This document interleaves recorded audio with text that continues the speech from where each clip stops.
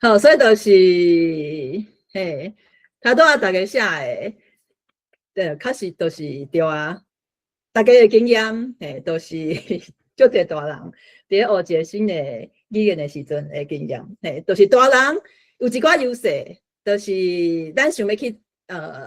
做迄项代志的时阵，咱是有意识去选择讲哦，我要来做，因为无法度有人逼你嘛，对无？嘿，所以就是咱是有意识要去做，迄个动机就较强，安尼啊，咱头壳内底有诶知识，已经足侪啊，所以就是咱诶认知啊，咱诶就是基础诶一寡知识啊，就是 prior knowledge，就是甲囡仔比起来是较好诶，就是对物件诶理解较强安尼，嘛较够分析安尼，所以就是这是大人诶优势，毋过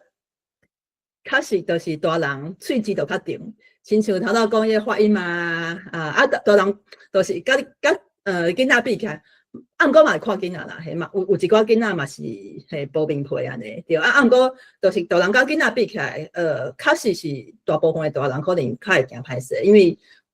做其他代志的时阵，已经是一个足够的大人啊，嘿来学一个新的，你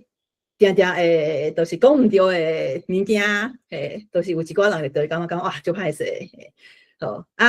就是所以这就是咱教大人的时阵会拄到的一寡状况安尼，所以就是做一个老师爱甲即寡代志放伫心肝内所以就是教大人教囡仔的时阵，就是用的一寡法度都小可无共，因为大人都对迄寡知识对分析规则啥规矩啥，都是较有概念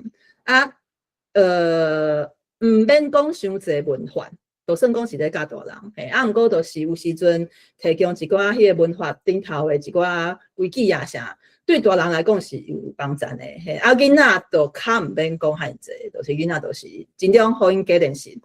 因就是学的法度甲大人小可无共安尼。